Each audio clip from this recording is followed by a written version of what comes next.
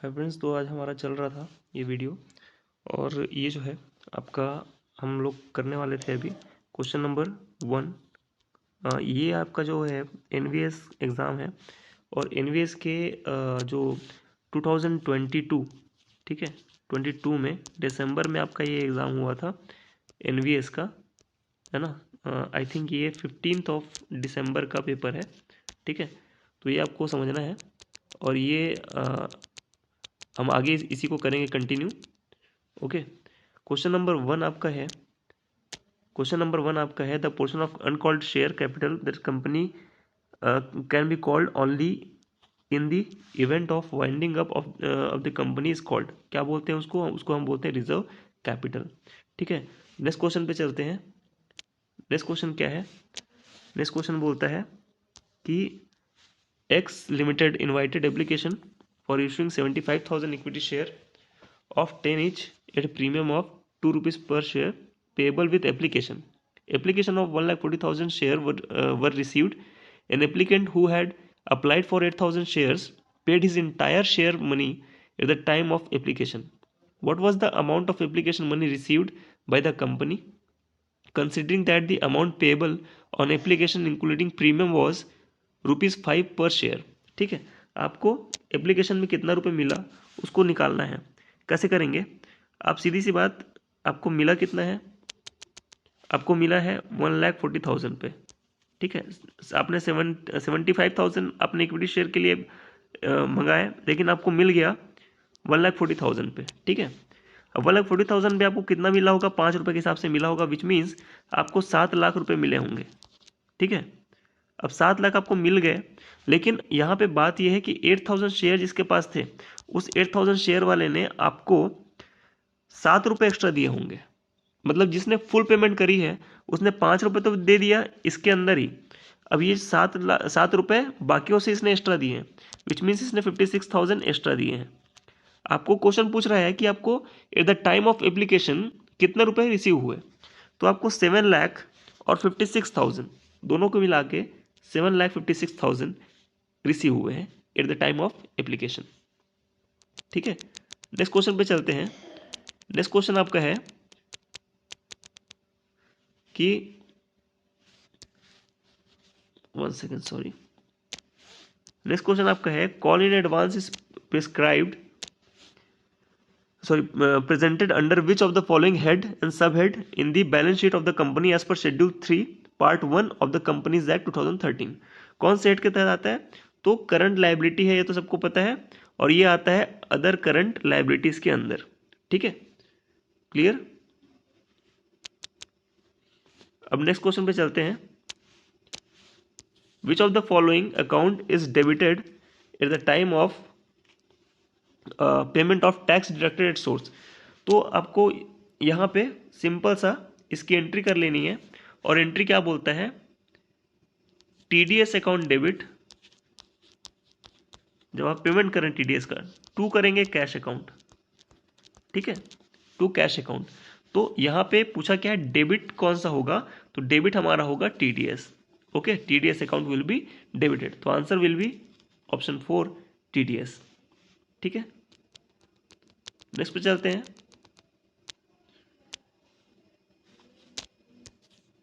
Question number 5, ये क्या बोलता है कि while preparing cash flow statement dividend paid by financial enterprises. यहाँ पे देखिए dividend paid by financial enterprise, doesn't matter क्या हुआ क्या नहीं हुआ, कौन सा टाइप का फर्म है वो, मुझे ये बोला है कि ये डिविडेंड पे किया है। डिविडेंड पे करना क्या होती है? फाइनेंसिंग एक्टिविटी, ठीक है। क्लियर?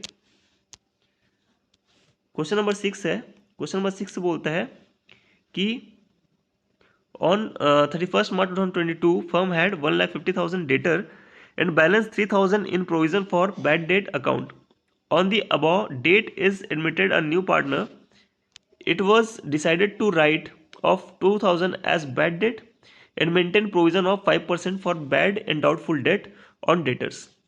तो कितना आपको रिवोल्यूशन अकाउंट में डालना है, मेंटेन करना है bad debt, provision for bad debt, ये आपको बताना है। तो यहाँ पे बोला गया 1,50,000 मेरा था उस पर्टिकुलर डे को। अब इसमें ये भी बोल रहा है कि 1,50,000 में से 2,000 को मैंने बैड डेट घोषित कर दिया है, मतलब ये हट जाएंगे, मतलब 1,48,000 मेरे पास आ जाएगा।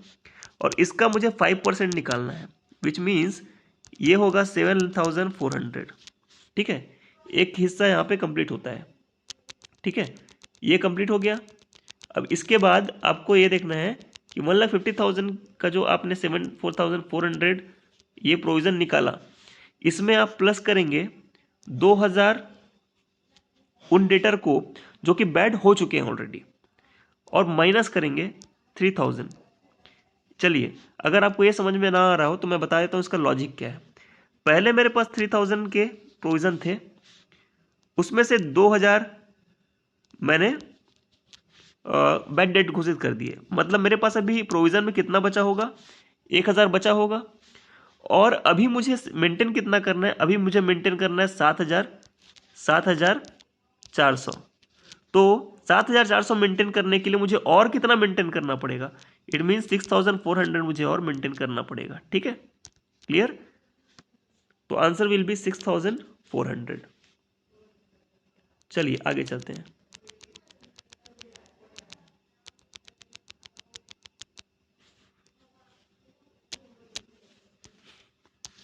नेक्स्ट क्वेश्चन है क्वेश्चन नंबर 7, और क्वेश्चन नंबर 7 बोलता है A B C were partner sharing profit and losses in the ratio of 3:5। B retire हुआ और ए और सी के बीच में ये डिवाइड हो गया 5:3 में। इस क्वेश्चन में बेसिकली ये गेनिंग वाला रेशियो है, आपको गेनिंग रेशियो निकालना पड़ेगा कि कौन कितना गेन किया है। यहाँ पे बी रिटायर हो रहा है, ठीक है, और ए और सी बच जा रहे हैं। तो ऑब्वियस सी बात है कि जो नुकसान हो रहा है वो बी को हो रहा है, मतलब बी अपना सारा शेयर ए और सी को देके जाएगा। ठीक है, लेकिन इसमें ए को भी ज़्यादा फायदा हो सकता है और बी को भी ज़्यादा फायदा हो सकता है। एट द सेम टाइम पे किसी बी को अकेले नुकसान हो रहा है ऐसा नहीं हो सकता है किसी और को भी नुकसान हो रहा हो। ठीक है, तो यहाँ पे जो आंसर होगा ये होगा option 3, debit A's capital account by 97,500 and credit B's capital account by 60,000 and C's capital account by 37,500। ये आपका आंसर हो जाएगा। कैसे होगा, इसके लिए आप प्लीज़ पहले गेनिंग जो रेशियो है उसको कैलकुलेट कीजिए, बहुत इजी है। ठीक है, ये आपके टाइम कंज्यूमिंग क्वेश्चंस है, बहुत डिफिकल्ट क्वेश्चन नहीं है ये। ठीक है, लेवल मैं टफ नहीं बोलूँगा, लेकिन टाइम कंज्यूमिंग तो है ऑब्वियसली, क्योंकि अमाउंट निकालना अपने आप में एक चैलेंज होता है एग्जाम में। चलिए, On 1/4/2021, the balance in the bills receivable account of a firm was 10,000, and on 31st/3/2022, it was 8,000. During the year ended 31st/3/2022, bills receivable of 4,000 were dishonored and bills receivable of 24,000 were honored. The amount of billed receivables received during the year will be, कितना रुपए होगा, receive कितना रुपए का हुआ आपको साल भर में, ये आपको निकालना है। देखिए, पहली बात तो आपको ये समझना पड़ेगा कि बिल्स रिसीवेबल अकाउंट जो आपका होता है, ठीक है, बिल्स रिसीवेबल अकाउंट जो आपका होता है ना, ये आपका होता है 1 सेकेंड, बिल्स रिसीवेबल अकाउंट आपका होता है एसेट अकाउंट। ठीक है, अब यहाँ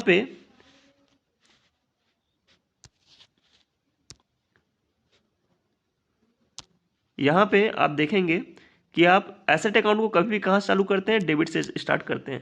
ठीक है, तो आप क्या करेंगे, डेबिट में आपका ओपनिंग बैलेंस बोल रहा है, तो ओपनिंग बैलेंस आपको दिया है तो ये आप करेंगे 10,000। ठीक है, उसके बाद क्लोजिंग बैलेंस आपको दिया है वो है 8,000।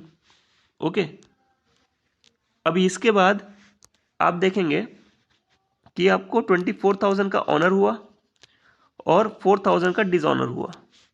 तो 8,000, 24,000 और 4,000 ये सब मिला के कितना होता है 36,000। बैलेंस कितना बच गया 26,000। ये आपको क्या हुआ, बिल्स रिसीवेबल्स हैं ड्यूरिंग द ईयर वाले, और यही आपको क्वेश्चन में पूछा गया है। So option D, option 4 26,000 will be correct option. ठीक है, करेक्ट आंसर। नेक्स्ट चलते हैं। नेक्स्ट क्वेश्चन आपको बोलता है which of the following statement is correct in respect of AIS। ठीक है, AIS के संदर्भ में कौन सा जो पॉइंट है वो सही है। तो आपका आंसर जो है वो होगा accounting information system is a part of management information system. Accounting information system जो होता है वो आपके मैनेजमेंट सिस्टम का पार्ट होता है। ओके, नेक्स्ट पे चलते हैं। Dividend pay out ratio is which of the following type of ratio. देखो ये यहाँ पे डिविडेंड लिखा है, उसके बाद लिखा है पे आउट। ठीक है, ये आप पे कर रहे हैं, तो ये किस टाइप का रेशियो है आपको बताना है।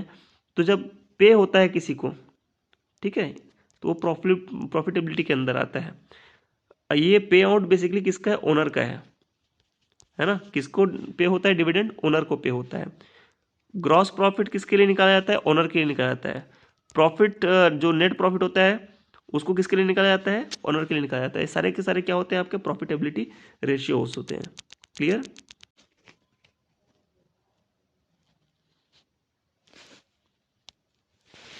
ठीक है, तो 11th का हमने पढ़ा था कि 3 महीना और उससे कम जो है वो आपका आएगा।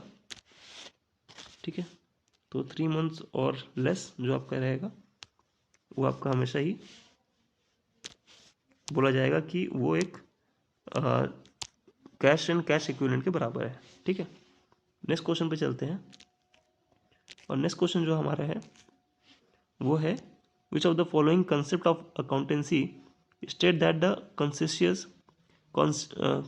conscious approach which be adopted in ascertaining income so that the profit are not overcasted। ये आप जहाँ देखेंगे तो इसका आंसर आपको दिखेगा सामने, जो कि है कंजर्वेशन सॉरी। इसको हम प्रूडेंस भी बोल सकते हैं। ठीक है, प्रूडेंस ही बोल देते हैं, है ना, या फिर इसको हम लोग बोल देते हैं कंजर्वेटिज्म, है ना। ये सारी चीज़ें एक ही है। नेक्स्ट पे चलते हैं। नेक्स्ट जो है वो है good distributed as free sample. यहाँ पे आपको फ्री सैंपल बोला गया है, इस पे आपको कॉन्सेंट्रेट करना है। अब ये किस अकाउंट में जाता है, तो जब हम फ्री सैंपल देते हैं तो हम लिखते हैं, हमारी एंट्री क्या होती है बेसिकली वो हमको समझना है। तुम्हारी एंट्री होती है, सॉरी ये हमको बोला गया है सब्सिडरी बुक के बारे में पूछ रहा है।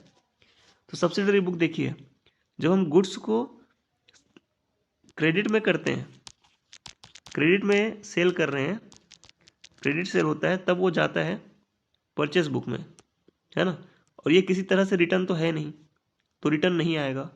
क्लियर, रिटर्न तो नहीं आएगा। लेकिन यहाँ पे जनरल प्रॉपर आपका हेल्प करता है। ठीक है, जनरल प्रॉपर आपका हेल्प करता है। 1 second, I am not that much good in this app. Okay, so I'm trying my best to do this. So answer will be general proper.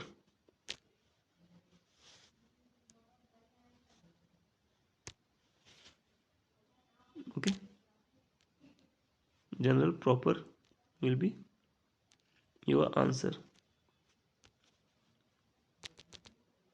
Next question पे चलते हैं। The equity of a company is 15 lakh. Okay, its debt are 5 lakh. What amount of additional long term loan the company can take so that it maintains the debt equity ratio as 0.5:1। तो आपको करना कुछ नहीं है, आपको company की equity लेनी है 15 लाख की। ठीक है, 15 लाख की इक्विटी लेनी है।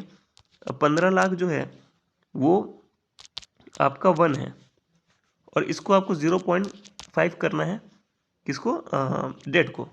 अभी आपका 5 लाख है, 15 लाख का हाफ कितना होता है, 7,50,000। अभी 5 लाख का डेट आपके पास है ना। इसमें आपको और कितना ऐड करना पड़ेगा, 2,50,000। तो answer will be option 3, 2,50,000। Okay, next question पे जंप करते हैं। और नेक्स्ट क्वेश्चन आपको बोल रहा है कि CGG Limited invested application for issuing 10,000 as equity share of 10 each at premium of 4 per share, 5 रुपये इंक्लूडिंग प्रीमियम ऑफ 2 रुपये वॉज पेएबल विथ एप्लीकेशन। ठीक है, मैंने पहले ही बोला कि इस तरह के क्वेश्चन जब भी आप करते हैं तो आपको सीधे जंप करना है कि आपसे पूछना क्या चाहता है वो। आपसे ये पूछा रहा है कि कपिल जो है इसके 500 शेयर थे को फेल हो गया अलॉटमेंट मनी देने में और उसको इमीडिएटली फॉरफिट कर लिया गया। The amount of forfeited on Kapil share was, कितने रुपए अमाउंट कपिल के फॉरफिट किए गए ये बोल रहा है। तो आपको रिसीव कितना हुआ है ना कपिल से, ये इंपॉर्टेंट है। इसका आंसर जो है आपका हो जाएगा 2,000 रुपीज़। ठीक है, आपने जो पैसा कपिल से रिसीव किया होगा 3 रुपये एप्लीकेशन का रिसीव किया।